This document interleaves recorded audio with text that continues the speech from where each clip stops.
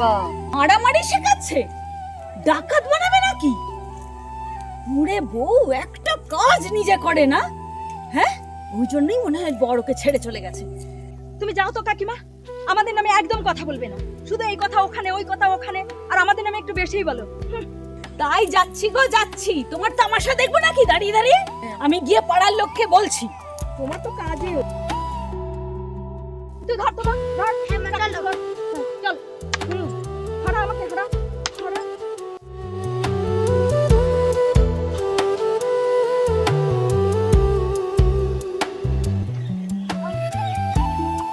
চলো চলো, তোমার লেগেছে?